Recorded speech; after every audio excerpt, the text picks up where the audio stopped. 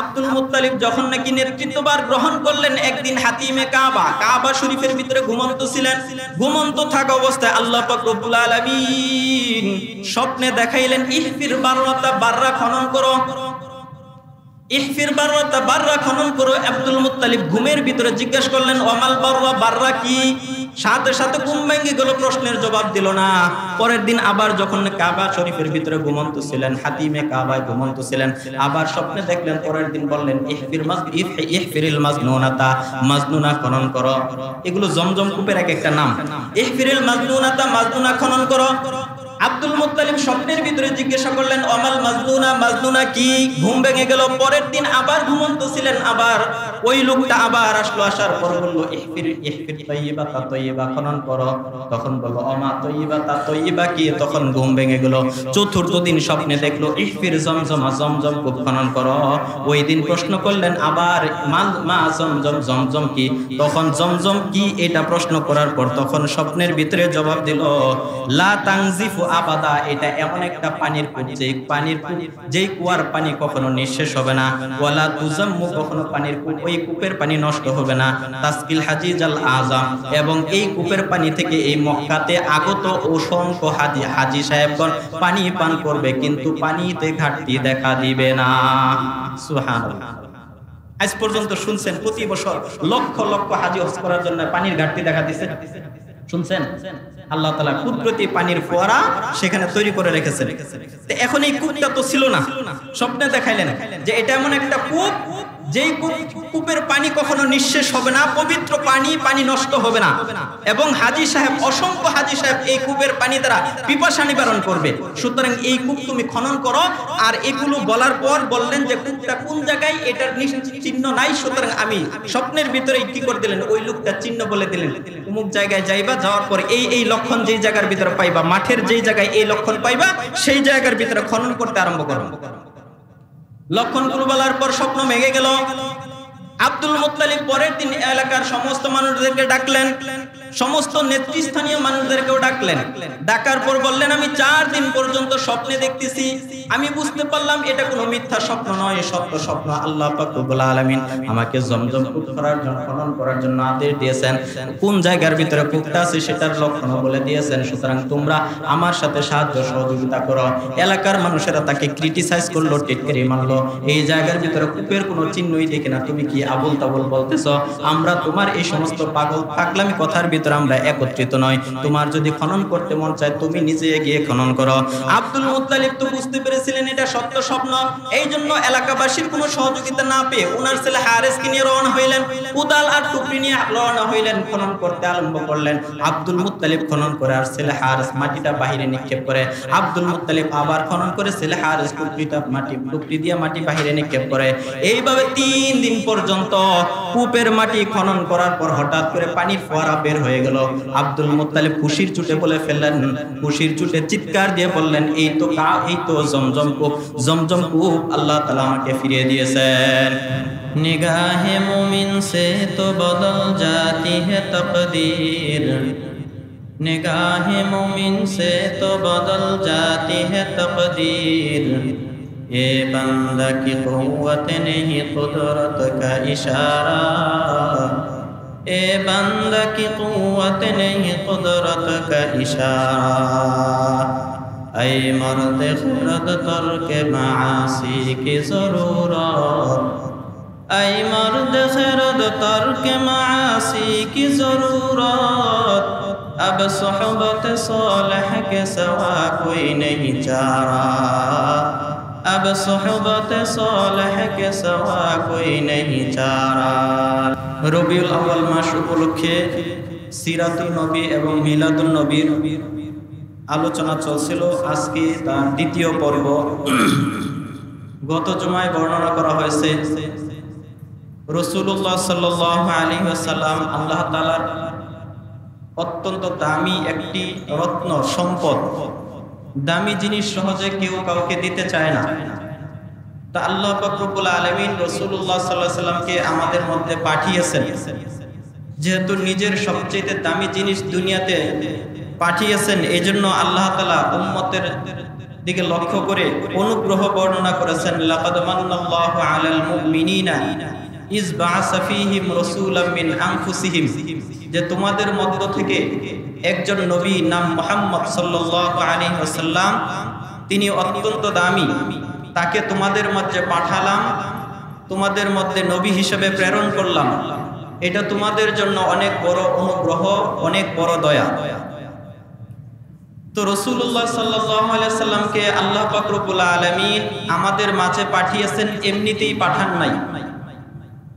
আল্লাহ পাক রব্বুল আলামিনের অত্যন্ত প্রিয় একজন বন্ধু ছিলেন, তিনি আল্লাহ তাআলার কাছে অনুরোধ করেছিলেন, দোয়া করেছিলেন, রব্বানা ওয়াবআস ফীহিম রাসূলাম মিন আনফুসিহিম ইয়াতলু আলাইহিম আয়াতিকা ওয়া ইউআল্লিমুহুমুল কিতাবা ওয়াল হিকমা। হযরতে ইব্রাহিম আলাইহিস সালাতু ওয়াস সালাম, আল্লাহ তাআলা তাকে 6টি বড় বড় পরীক্ষা নিয়েছেন। 6টা বড় বড় পরীক্ষা নেওয়ার পর পরীক্ষায় উত্তীর্ণ হলে সাধারণত প্রাতিষ্ঠানিকভাবে তাকে পুরস্কৃত করা হয়। ইব্রাহিম আলাইহিস সালাতু ওয়াস সালামকে যে 6টা পরীক্ষা নিলেন, পরীক্ষা নেওয়ার পিছনে কারণ হলো যে ইব্রাহিম আলাইহিস সালাতু ওয়াস সালাম যে পৃথিবীর সবচেয়ে দামি সম্পদ আল্লাহ তাআলার কাছে চাইবেন, এই জন্য আল্লাহ তাআলা জানেন বিধায় তাকে পরীক্ষা করা দরকার। যে বিভিন্ন ঔষধের গায়ে, বোতলের গায়ে লেখা থাকে শেক উইল বিফোর ইউজ, মানে ব্যবহারের পূর্বে ভালোভাবে কি করুন, ঝাঁকিয়ে নিন। তো কাউকে যদি কোনো গুরুত্বপূর্ণ কাজ দিতে চায়, গুরুত্বপূর্ণ পদে আসীন করতে চায়, আগে তাকে পরীক্ষা করে সে এই পদের উপযুক্ত কিনা, সে এই পদ সামলাতে পারবে কিনা, এবং সে আমানতের পরিপূর্ণ রক্ষা করতে পারবে কিনা। পরিপূর্ণ পরীক্ষা করার পর যখন পরীক্ষায় উত্তীর্ণ হয় তাকে সেই পদ দেওয়া হয়। ইব্রাহিম আলাইহিস সালাতু ওয়াস সালাম আল্লাহ তাআলার কাছে পৃথিবীর সবচেয়ে দামি জিনিসটা চাইছেন, ইয়া আল্লাহ রব্বানা ওয়া বাআস ফীহিম রাসূলা, যে আমাদের মধ্যে একজন রাসূল পাঠান, আমাদের মধ্যে একজন নবী পাঠান, রাসূল পাঠান। ইয়াতলু আলাইহিম আয়াতিকা, যিনি দুনিয়াতে রাসূল হিসেবে আসার পর আপনার আয়াত, আপনার নিদর্শন বাণীগুলো মানুষকে শোনাবে। ওয়া ইউআল্লিমুহুমুল কিতাব, মানুষকে কিতাব শিক্ষা দিবে। ওয়াল হিকমা, হিকমা শিক্ষা দিবে। ওয়া ইউযাক্কিহিম, এবং অপরাধী মানুষকে, গুনাহগার মানুষকে বুঝিয়ে বুঝিয়ে আল্লাহ তাআলার দিকে নিয়ে আসবে, মানুষকে পাপের জীবন থেকে সরিয়ে এনে নেককার জীবনের দিকে ধাবিত করবে। ইন্নাকা আনতাল আজিজুল হাকিম, আপনি মহাপরাক্রমশালী, আপনি প্রজ্ঞাবান। তা আল্লাহ তাআলার কাছে যখন এই জিনিসটা চাইছেন, আল্লাহ তাআলা ইব্রাহিম আলাইহিস সালাতু ওয়াস সালামকে এত দামি জিনিস এমনিতেই দিবেন না, এই জন্য 6টা পরীক্ষা করলেন। পরীক্ষা কি কি এটা লম্বা আলোচনা করা যাবে না, আমি মৌলিক পরীক্ষাগুলো বলে দেই। হযরত ইব্রাহিম আলাইহিস সালাতু ওয়াস সালাম আল্লাহ পাক রব্বুল আলামিনের নিকট যখন দোয়া করলেন, রব্বানা ওয়া বাআস ফীহিম রাসূলাম মিন আনফুসিহিম মিনহুম ইয়াতলু আলাইহিম আয়াতিকা ওয়া ইউআল্লিমুহুমুল কিতাবা ওয়াল হিকমা ওয়া ইউযাক্কিহিম ইন্নাকা আনতাল আজিজুল হাকীম। আল্লাহ পাক রব্বুল আলামিনের নিকট দোয়া করলেন। ইব্রাহিম আলাইহিস সালাতু ওয়াস সালামের ধর্মে, ইব্রাহিম আলাইহিস সালাতু ওয়াস সালামের বংশে নবীকে পাঠানো করবে। আল্লাহ পাক রব্বুল আলামিন 6টা বড় বড় পরীক্ষা করলেন। 1 নাম্বার পরীক্ষা, আল্লাহ পাক রব্বুল আলামিন হযরত ইব্রাহিম আলাইহিস সালাতু ওয়াস সালাম যখন তার বাবাকে দাওয়াত দিলেন, ও আমার প্রিয় বাবা, আপনি যে সকল মূর্তি তৈরি করেন, যে সকল মূর্তি বানান, এগুলো মা লা ইয়াসমু ওয়া লা ইউবসির, কিছু শুনতে পারে না, দেখতে পায় না, ধরতে পারে না, এগুলো মানুষের কোনো কিছুই কোনো লাভও করতে পারে না, ক্ষতি করতে পারে না। সুতরাং এই সকল মূর্তিগুলোকে আপনি খোদা মানবেন না, বরং খোদা মানুষ সেই রবকে যিনি সারা পৃথিবীর সব কিছু সৃষ্টি করেছেন, যিনি সারা পৃথিবীর সবকিছু সৃষ্টি করেছেন, তাকে খোদা মানুন। এগুলো তো মানুষের আপনারই হাতে তৈরি করা জিনিস, আবার আপনার খোদা হয় কিভাবে? ইব্রাহিম আলাইহিস সালাতু ওয়াস সালাম যখন নাকি ওনার পিতাকে নসিহত করলেন মূর্তি পূজা ছেড়ে দেওয়ার জন্য, বাপ দাদার ধর্ম ছেড়ে দেওয়ার জন্য, ইব্রাহিম আলাইহিস সালাতু ওয়াস সালামের বাবা তখন রাগান্বিত হলেন। ইব্রাহিম আলাইহিস সালাতু ওয়াস সালাম বললেন, ইব্রাহিম আলাইহিস সালাতু ওয়াস সালামের বাবা বললেন, ক্বালা আরাগিবুন আনতা আন আলিয়াতি ইয়া ইব্রাহিম লা ইল্লাম তানতাহি লা আরজুমান্নাকা ওয়াহজুরনি মালিয়া। ইব্রাহিম আলাইহিস সালাতু ওয়াস সালাম বাপ দাদার ধর্মের তিরস্কার শুনে, পুত্রের মুখে বাপ দাদার ধর্মের তিরস্কার শুনে, পুত্রের মুখে নিজের মূর্তি আর খোদার বদনাম শুনে রাগান্বিত হয়ে গেলেন এবং বললেন, ও ইব্রাহিম, আরাগিবুন আনতা আন আলিয়াতি ইয়া ইব্রাহিম, হে ইব্রাহিম, তুমি কি আমাদের খোদা সম্পর্কে বদনাম করতেছো, দুর্নাম করতেছো? তুমি যদি এগুলো থেকে ফিরে না আসো, তুমি যদি এগুলো থেকে ফিরে না আসো, তাহলে লা ইল্লাম তানতাহি, তুমি যদি ফিরে না আসো, লা আরজুমান্নাকা, আমি তোমাকে পাথর মেরে হত্যা করে দিব। নিজের সন্তানকে বলতেছে, কাকে? কেন? বাপ দাদার ধর্ম, মিথ্যা ধর্ম ছাড়ার জন্য, পরিত্যাগ করার জন্য বলছে। এই জন্য বাবা সন্তানকে বলছে, যদি তুমি আমার মূর্তি, আমার খোদার নামগুলির বদনাম না ত্যাগ করো, তাহলে তোমাকে লা আরজুমান্নাক, পাথর মেরে হত্যা করে দিব। ওয়াহজুরনি মালিয়া, এবং তোমাকে বাড়ি থেকে ত্যায্যপুত্র করে দেব, বাড়ি থেকে বের করে দেব। প্রথম পরীক্ষা। ইব্রাহিম আলাইহিস সালাম যখন নাকি ধর্মের দিকে দাওয়াত দিলেন, তাওহীদের দাওয়াত দিলেন, একত্ববাদের দাওয়াত দিলেন, সর্বপ্রথম পরিবার থেকে পরিত্যাজ্য হলেন। ওনার বাবা তাকে পরিত্যাজ্য করে দিলেন, ত্যায্যপুত্র করে দিলেন। কোন একটা মানুষ যখন নাকি দ্বীনের দাওয়াতে সর্বপ্রথম বাধা আসে পরিবার থেকে, সর্বপ্রথম ইব্রাহিম আলাইহিস সালামের পরিবার থেকে তাকে বাধা দিল।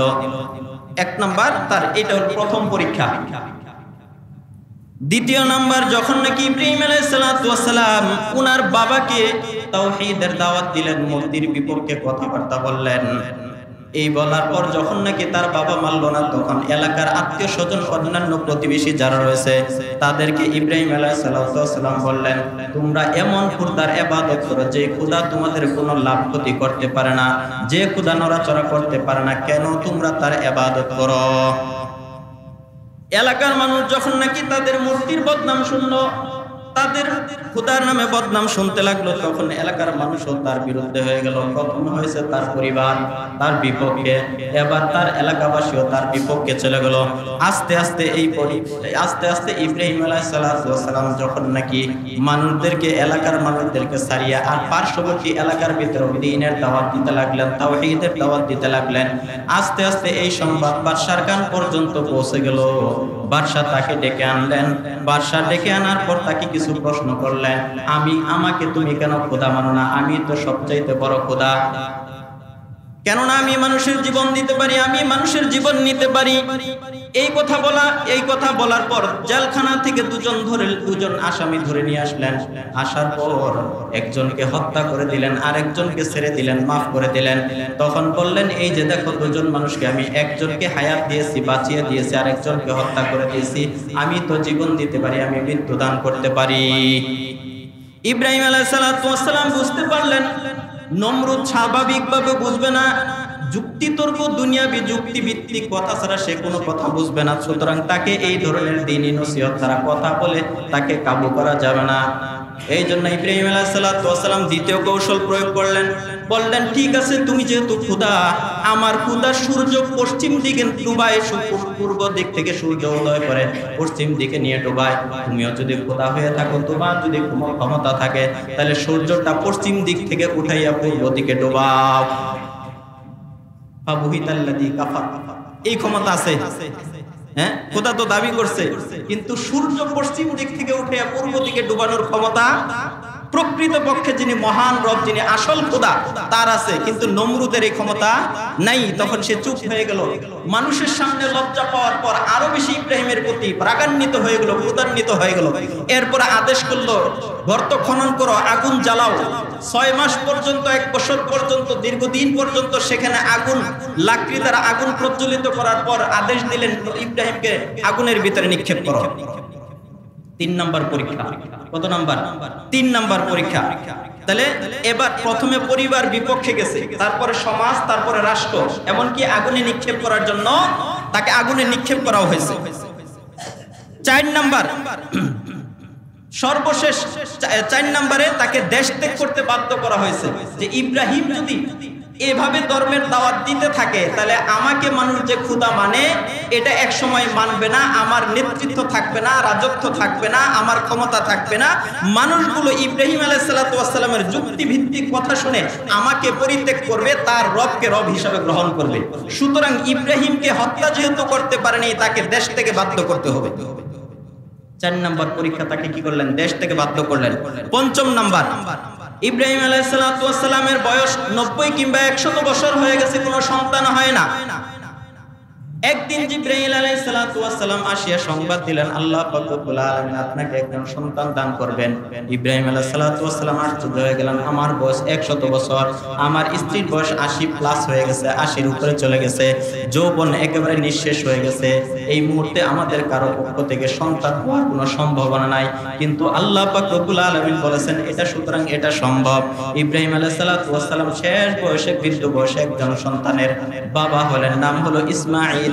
ইসমাঈল আলাইহিস সালাতু ওয়াস সালাম যখন জন্মগ্রহণ করলেন, জন্মগ্রহণের পর কোন একজন সন্তান, কোন একটা পরিবার যদি দীর্ঘদিন পর কোন সন্তানের বাবা হয়, তাহলে ওই সন্তানের প্রতি আদর স্বাভাবিকভাবে, স্বাভাবিক আদরের চাইতে কম থাকে না বেশি থাকে?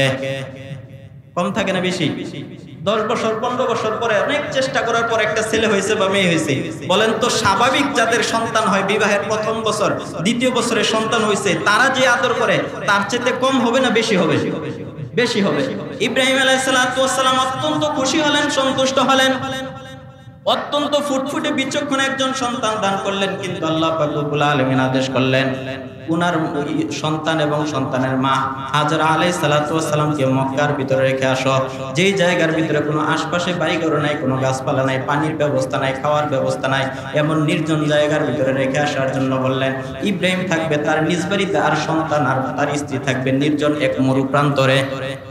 5 নম্বর পরীক্ষা রেখে আসলেন। ঘটনা এগুলো লম্বা ঘটনা, আমি মৌলিক পরীক্ষাগুলো বলতেছি।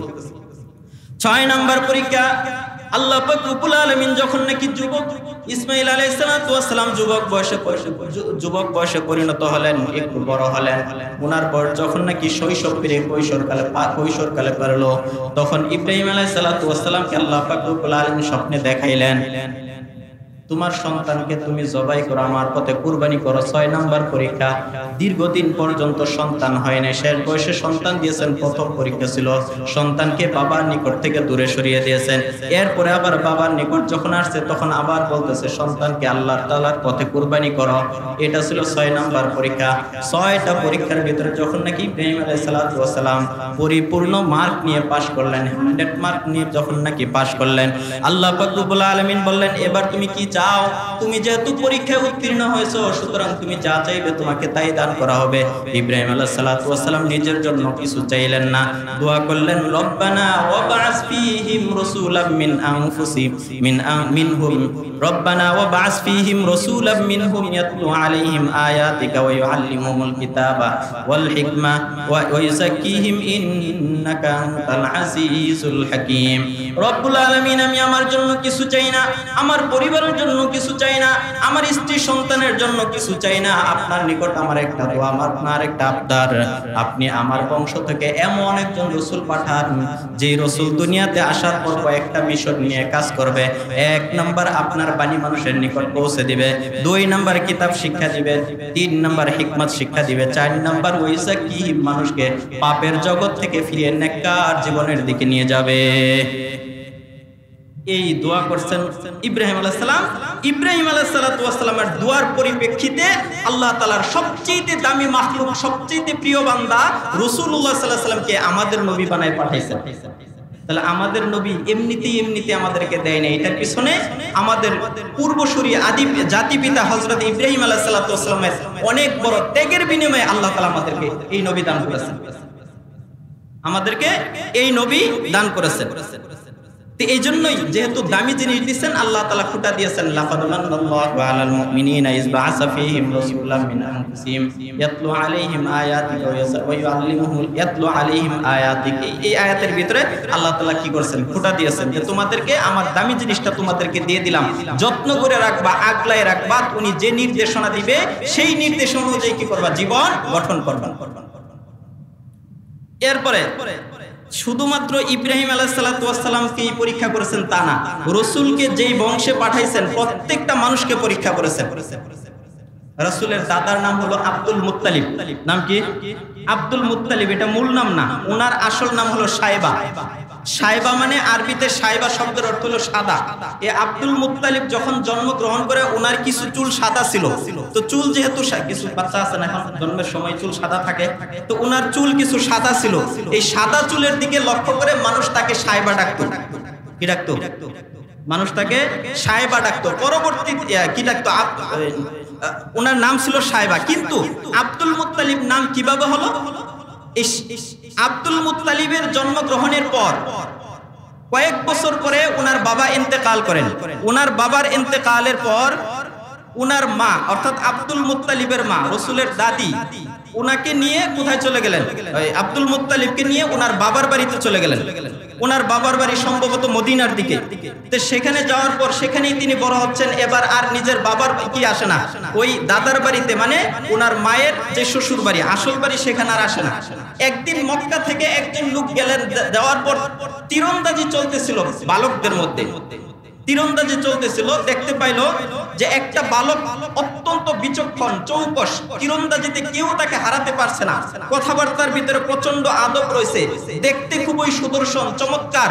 ওই ছেলেটার এই সকল গুণাবলী দেখে তিনি আকৃষ্ট হয়ে তার কাছে গেলেন, জিজ্ঞাসা করলেন, বাবা তোমার নাম কি? নাম সাইবা। তোমার আসল বাড়ি কোথায়? তুমি এখানে কোথায় থাকো? আমার নানার বাড়িতে। নানার বাড়ি কোনটা? অমুক জায়গায়। তোমার আসল বাড়ি তাহলে কোথায়? আমার আসল বাড়ি মক্কায়। তোমার দাদার নাম কি? তোমার বাবার নাম কি? আমার দাদার নাম, বাবার নাম এই আমার বংশ হলো, আমার দাদার বংশ কুরাইশ বংশ। তখন পরিপূর্ণ পরিচয় জিজ্ঞাসা করার পর দেখতে পাইলেন যে ওই ছেলেটাকে উনি চিনেন, ওনার ভাতিজা লাগে সম্পর্কে, মানে আব্দুল মুত্তালিব তার ভাতিজা লাগে। এই কথা শোনার পর ওই লোকটা মক্কাতে চলে আসলেন। আসার পর আব্দুল মুত্তালিবের যে বাবা ছিল ওনার বাবার নিকটে এসে বললেন, ও আমার, উনি আবার নেতা ছিলেন।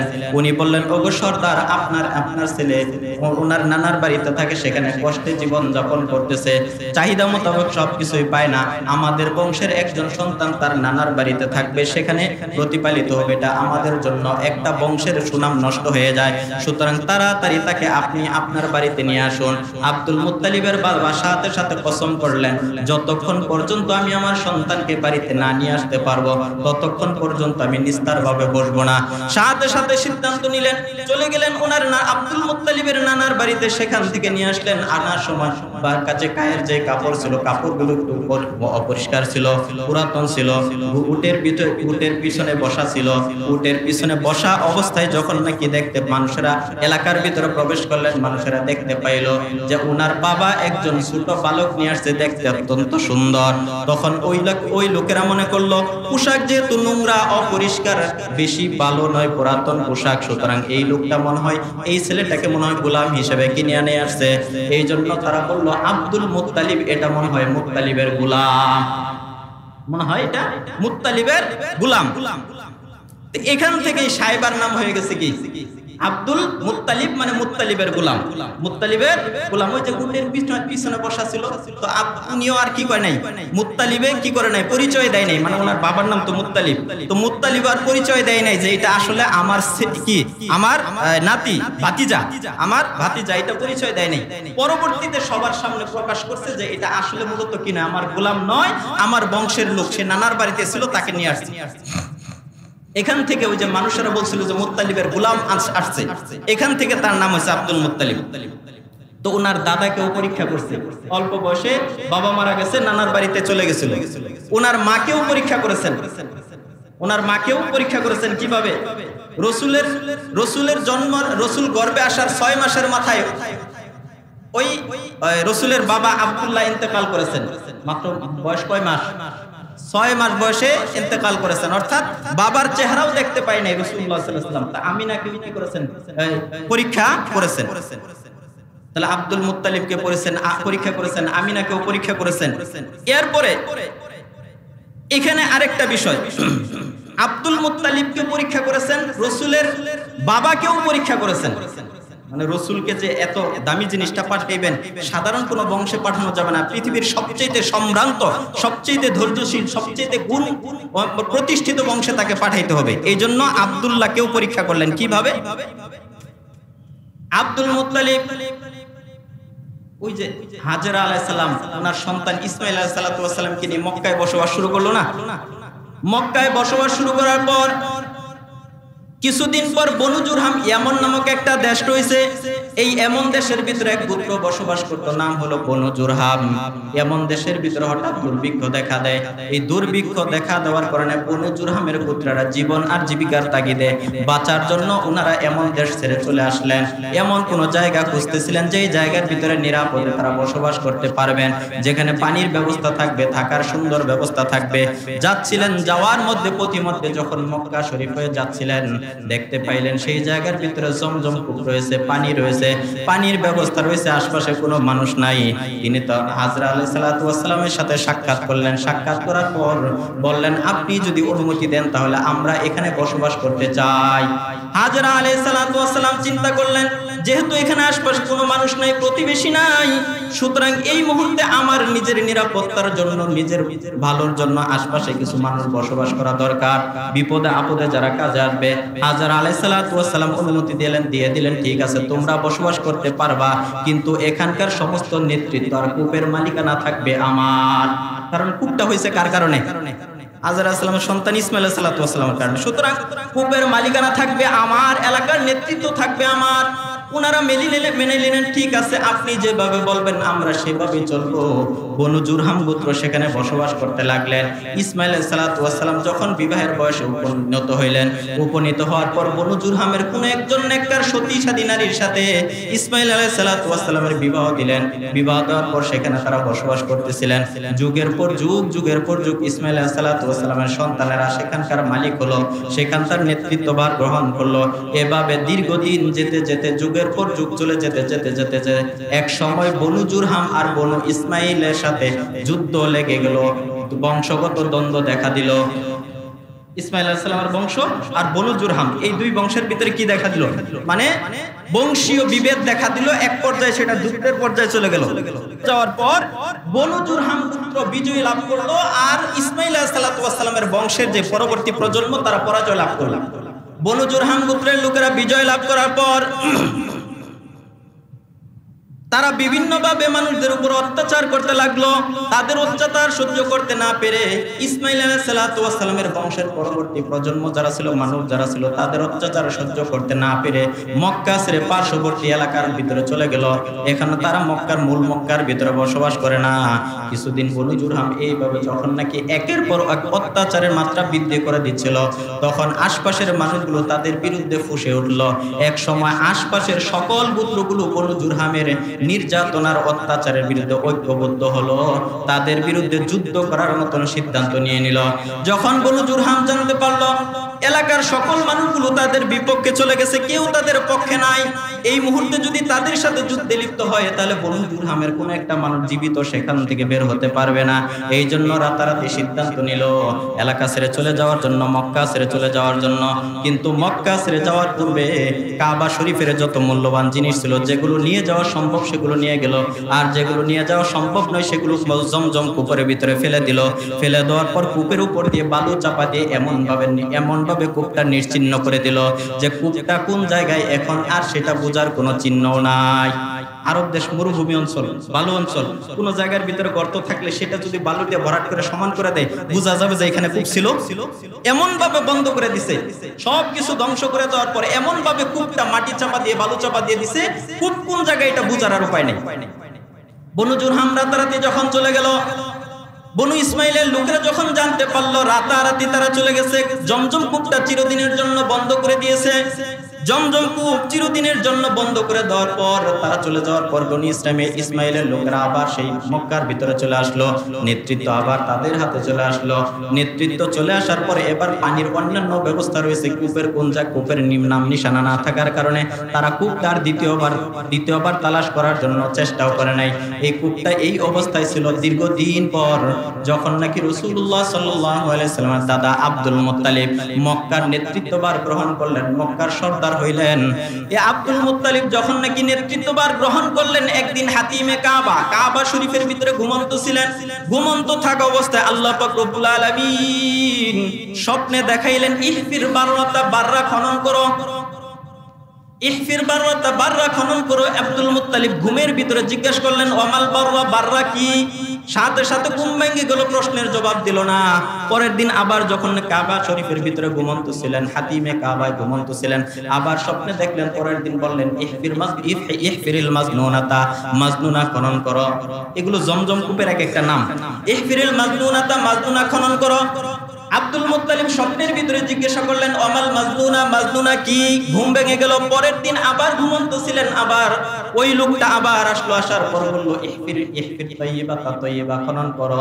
তখন বলল, ওমা তাইয়িবাতা, তাইয়িবা কি? তখন ঘুম ভেঙে গেল। চতুর্থ দিন স্বপ্নে দেখলো, ইহফির জমজমা, জমজম কূপ খনন করো। ওই দিন প্রশ্ন করলেন আবার, মা জমজম, জমজম কি? তখন জমজম কি এটা প্রশ্ন করার পর তখন স্বপ্নের ভিতরে জবাব দিল, লা তানজিফু আবাদা, এটা এমন একটা পানির কূপ, যেই কুয়ার পানি কখনো নিঃশেষ হবে না। ওয়ালা তুজাম্মু, কখনো পানির কূপ, ওই কূপের পানি নষ্ট হবে না। তাসকিল হাজিজ আল আযম, এবং এই কূপের পানি থেকে এই মক্কাতে আগত অসংখ্য হাজী সাহেবগণ পানি পান করবে, কিন্তু পানিতে ঘাটতি দেখা দিবে না। সুবহানাল্লাহ।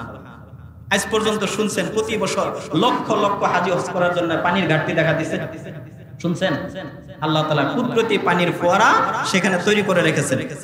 এখন এই কূপটা তো ছিল না, স্বপ্নে দেখাইলেন যে এটা এমন একটা কূপ, যেই কূপের পানি কখনো নিঃশেষ হবে না, পবিত্র পানি, পানি নষ্ট হবে না। এবং হাজী সাহেব, অসংখ্য হাজী সাহেব এই কূপের পানি দ্বারা পিপাসা নিবারণ করবে। সুতরাং এই কূপ তুমি খনন করো। আর এগুলো বলার পর বললেন যে কূপটা কোন জায়গায়, এটার চিহ্ন নাই। সুতরাং আমি স্বপ্নের ভিতরে কি করে দিলেন, ওই লোকটা চিহ্ন বলে দিলেন, অমুক জায়গায় যাইবা, যাওয়ার পর এই লক্ষণ যেই জায়গার ভিতরে পাইবা, মাঠের যেই জায়গায় এই লক্ষণ পাইবা, সেই জায়গার ভিতরে খনন করতে আরম্ভ করো। লক্ষণগুলো বলার পর স্বপ্ন ভেঙে গেল। আব্দুল মুত্তালিব পরের দিন এলাকার সমস্ত মানুষদেরকে ডাকলেন, সমস্ত নেতৃস্থানীয় মানুষদেরকেও ডাকলেন। ডাকার পর বললেন, আমি 4 দিন পর্যন্ত স্বপ্নে দেখতেছি, আমি বুঝতে পারলাম এটা কোনো মিথ্যা স্বপ্ন নয়, সত্য স্বপ্ন। আল্লাহ পাক রব্বুল আলামিন আমাকে জমজম কূপ করার জন্য, খনন করার জন্য আদেশ দিয়েছেন। কোন জায়গার ভিতরে কূপটা আছে সেটার লক্ষণ বলে দিয়েছেন। সুতরাং তোমরা আমার সাথে সাহায্য সহযোগিতা করো। এলাকার মানুষেরা তাকে ক্রিটিসাইজ করলো, টিটকারি মারলো, এই জায়গার ভিতরে কূপের কোনো চিহ্নই দেখি না, তুমি কি আবুল তাবুল বলতেছো? আমরা তোমার এই সমস্ত পাগলামি কথার ভিতরে আমরা একত্রিত নয়। তোমার যদি খনন করতে মন চায় তুমি নিজে গিয়ে খনন করো। আব্দুল মুত্তালিব তো বুঝতে পেরেছিলেন এটা সত্য স্বপ্ন, এই জন্য এলাকাবাসীর কোনো সহযোগিতা না পেয়ে ওনার ছেলে হারেসকে নিয়ে রওনা হইলেন, কোদাল আর টুকরি নিয়ে রওনা হইলেন, খনন করতে আরম্ভ করলেন। আব্দুল মুত্তালিব খনন করে আর ছেলে হারেস মাটিটা বাহিরে নিক্ষেপ করে। আব্দুল মুত্তালিব আবার খনন করে, ছেলে হারেস টুকরি দিয়ে মাটি বাহিরে নিক্ষেপ করে। এইভাবে 3 দিন পর্যন্ত কূপের মাটি খনন করার পর হঠাৎ করে পানির ফোয়ারা বের হয়ে গেল। আব্দুল মুত্তালিব খুশির চুটে বলে ফেললেন, খুশির চুটে চিৎকার দিয়ে বললেন, এই তো জমজম কূপ, জমজম কূপ আল্লাহ তাআলা আমাকে ফিরিয়ে দিয়েছেন। চিৎকার করে বলে ফেললেন। আল্লাহ পাক রব্বুল আলামিন 3 দিন খনন করার পর জমজম কূপের সন্ধান পাইলেন। আব্দুল মুত্তালিব এই কূপের চতুর্দিক থেকে বাদ দিলেন, পানি নিচ থেকে উঠতেছে, পানি আর কমে না। আব্দুল মুত্তালিব ওই দিনের বেলা হাজী সাহেব যারা রয়েছে তাদেরকে পানি পান করায়, কিন্তু রাত্রের বেলা কিছু দুষ্কৃতী মানুষ, কিছু হিংসুক মানুষ রাত্রের বেলা ওই পানিটা নষ্ট করে দেয়। আব্দুল মুত্তালিব পরের দিন যায় পানিটা আবার পরিষ্কার করে, আবার রাত্রিবেলা পরের দিন আবার কিছু দুষ্কৃতিকারীরা পানিটা নষ্ট করে দেয়। এইভাবে কয়েকদিন যাওয়ার পর আল্লাহ তাআলার কাছে দোয়া করলেন, রব্বুল আলামিন আমি প্রতিদিন পানিটা ঠিক করি, সন্ধ্যা সকালবেলা এসে পানিটা পরিষ্কার করি, কিন্তু রাত্রিবেলা কিছু হিংসুক মানুষ পানিটা নষ্ট করে দেয়, আমি এখন কি করব? আল্লাহ পাক রব্বুল আলামিন দোয়া শিখাই দিলেন, তুমি একটা দোয়া করো, এই দোয়ার পরে কেউ পানি তোমার কূপের পানি নষ্ট করতে পারবে না। দোয়াটা হলো আল্লাহুম্মা ইন্নী লা উহিল্লুহা লিমুক্তাসিলিন ওয়ালাকিন হিয়া লিশারিবিন হিল্লুন। আল্লাহ তাআলার কাছে দোয়া করে, ইয়া রব্বুল আলামিন আমি, হে আল্লাহ এই জমজমের পুকুরের পানিটা শুধুমাত্র পান করার জন্য আমি বৈধতা দিলাম, কোনো গোসলকারীর জন্য, কোনো কিছু ধোয়ার জন্য এই পানির বৈধতা নাই। যখন এই দোয়া করলেন, এই দোয়া করার পরের দিন থেকে যারাই কূপের পানি নষ্ট করতে যায় তারাই বড় ধরনের কোনো রোগাক্রান্ত হয়। পরের দিন আবার যখন যায় তারা রোগাক্রান্ত হয়। যখন দেখলো যারাই এই কূপের পানি নষ্ট করতে চায় তারাই কোনো না কোনো বিপদের মধ্যে পড়ে। আস্তে আস্তে যে সকল মানুষেরা কূপের পানি নষ্ট করত এই সকল মানুষগুলো বিরত হয়ে গেল, এখন আর নষ্ট করতে যায় না। এভাবেই জমজম কূপ আল্লাহ তাআলা আব্দুল মুত্তালিবের মাধ্যমে আবার ফিরিয়ে দিলেন।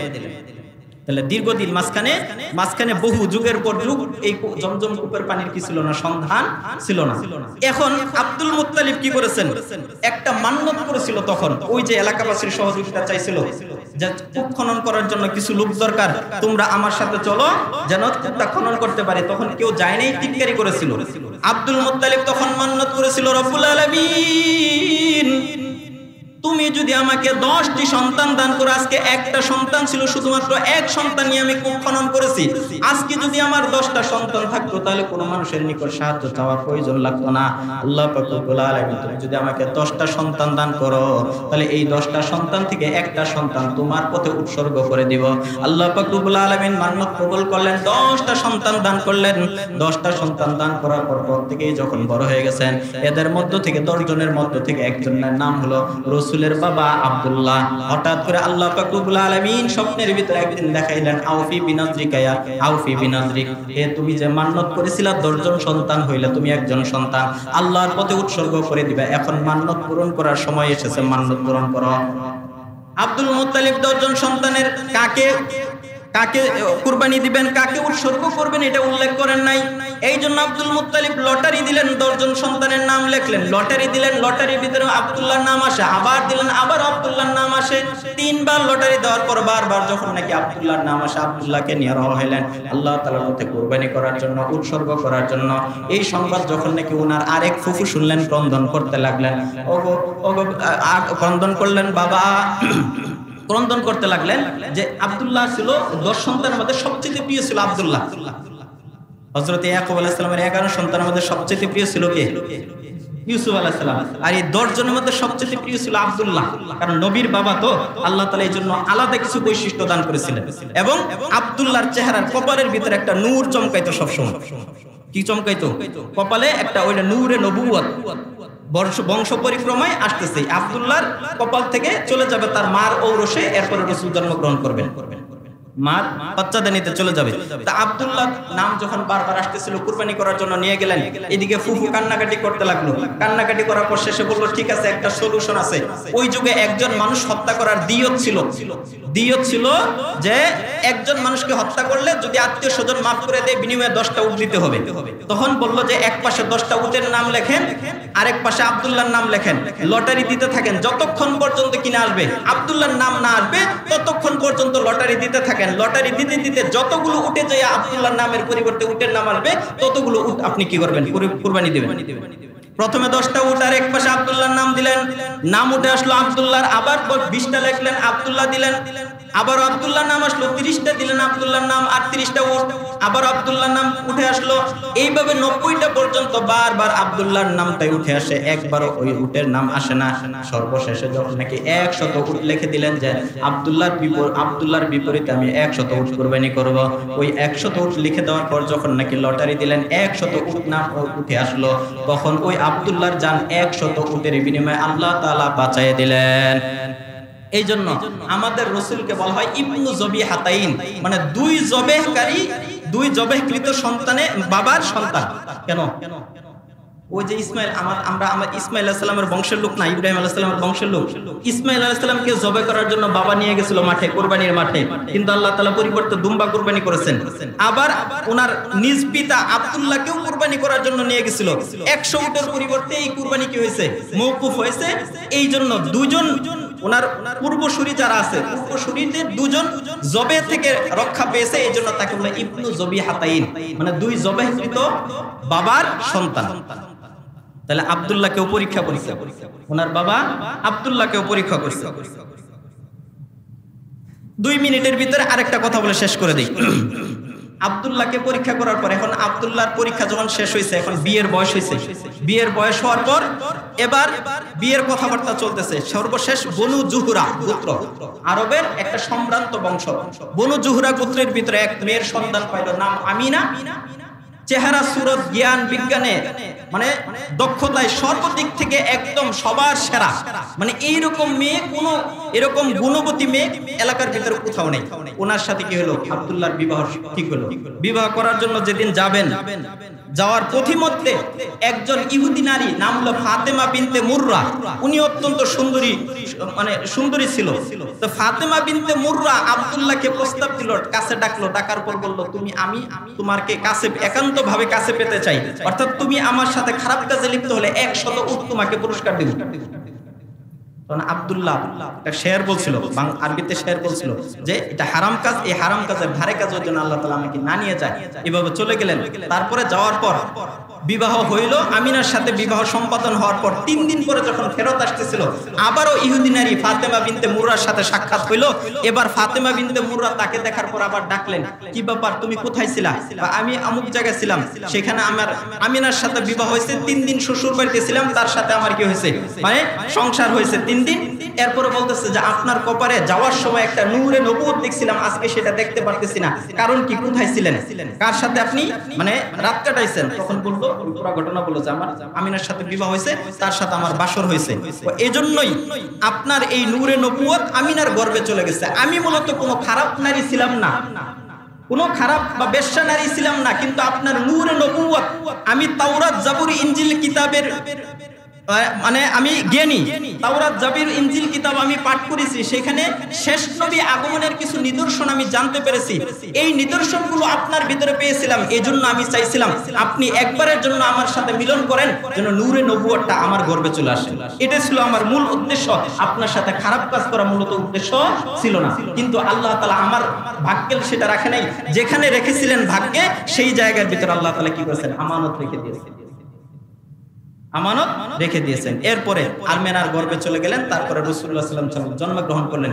এই জন্মের সময় কিছু অলৌকিক ঘটনা আছে। আল্লাহ পাক রব্বুল আলামিন যদি তৌফিক দান করেন, ইনশাআল্লাহ আগামী জুমায় বর্ণনা করা হবে।